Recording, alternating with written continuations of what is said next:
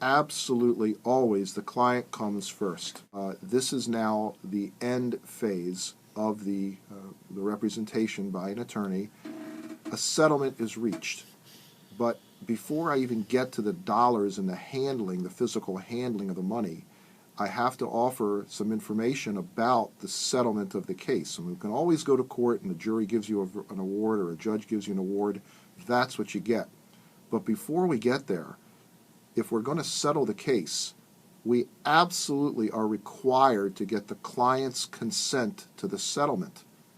And I have, unfortunately, over the years, had some clients come in and say they want to fire their first lawyer or they want me to sue their first lawyer because the lawyer accepted a settlement without their permission.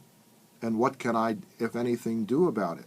Well, in my office, what I do, I have a letter that I actually send to the client in advance of any discussion of settlement with the insurance company, and I tell the client, look, Mr. and Miss Client, I think your case is worth X dollars.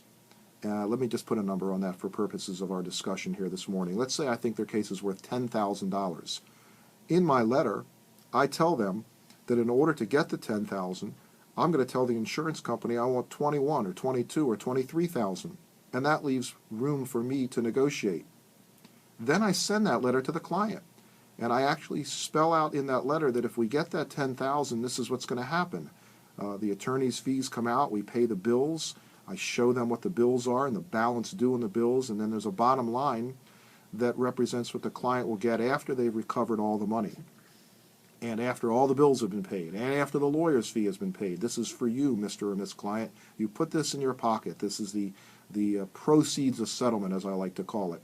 So I send that letter to the client, and I require that they sign that letter or come talk to me if they disagree.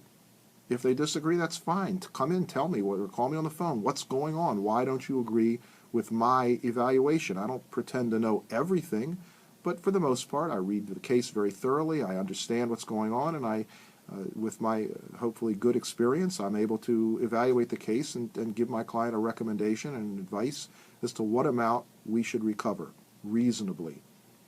So if a client objects, they call me. They come in, they say, hey, look, this is that, this is this, and they give me some information, and sometimes I change my evaluation. But before I go to the insurance company, I get their signature. So now I send that letter to the insurance company for $23,000, and I tell them, that I want to negotiate with them. I'm not absolutely stuck on 23, and they make an offer, and we go back and forth.